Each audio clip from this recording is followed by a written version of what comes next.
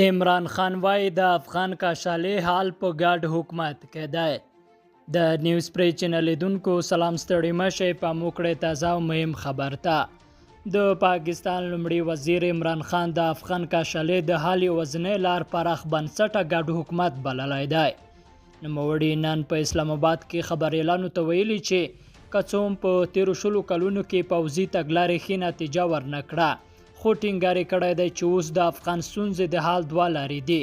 یوه یې دا ده چې د امریکا په نظامي ملاتړ د پوځي حل ولټول شي او یا د هم یو ګډ حکومت جوړ شي. عمران خان ویلي چې په 90مه لسیزه کې په افغانستان کې د جګړې دوام د پاکستان په ګټه وه، خو اوس چې دی د پاکستان لومړی وزیر دی پر دې باور لري چې افغان جګړه نه یوازې د افغانستان بلکې د ټولې سیمې په تاوان ده او دوی په افغانستان کې امن د ځانه امن بولي. عمران خان د دې پوښتنې په جواب کې چې طالبانو د خپلو خلکو پر وړاندې ظلمونه پیل کړي دي وویل دا د طالبانو خپل کار دی، مسؤلیت هم د دوی پر غاړه دی. پاکستان د طالبانو ویاند نه دی چې د هرې ښې او بدې کړنې ځواب یې ورکړي. هغه دغه راز زیاته کړې چې دوی په ټولو طالبانو نفوذ نه لري، یوازې پر هغو طالب مشرانو فشار راوړلی شي چې کورونه یې په پاکستان کې دي.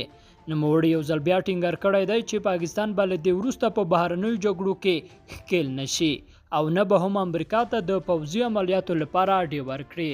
لیدونکو له ملتیا مننه، علامه ملشه.